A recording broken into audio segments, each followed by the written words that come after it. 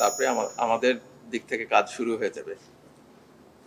আশা করি আপনারা একমত হতে পারবেন এবং সেটাই বিশ্বাস করছি। এবং আপনাদের সমস্ত রাজনৈতিক পক্ষ যারা ফ্যাসিবাদ বিরোধী তাদের ঐক্যের উপরেই বাংলাদেশের ভবিষ্যৎ নির্ভর করছে এবং বাংলাদেশের জনগণ আপনাদের দিকে তাকিয়ে আছে। নিশ্চয়ই একটা সিদ্ধান্ত আসবে এবং আমরা সে ব্যাপারে সিদ্ধান্ত নিতে পারবো বলে বিশ্বাস করি। আপনাদের সবাইকে ধন্যবাদ।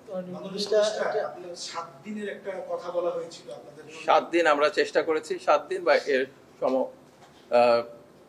একটা অবস্থান, এবং আমরা বিশ্বাস করছি যে তারা এটা পারবেন।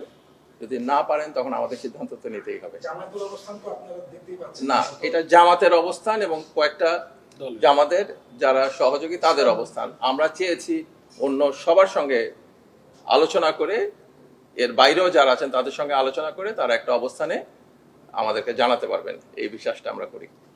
জামায়াতের একাংশের অবস্থান তো অলরেডি ক্লিয়ার।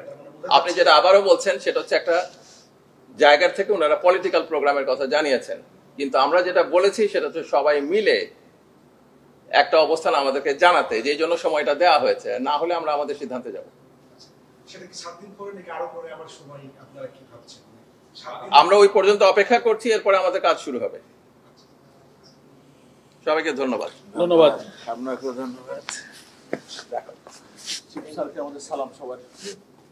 উনিও সালাম জানিয়েছেন। আপনি কষ্ট করে এসেছেন এজন্য আবার ধন্যবাদ। একটু রিসিভ করেন।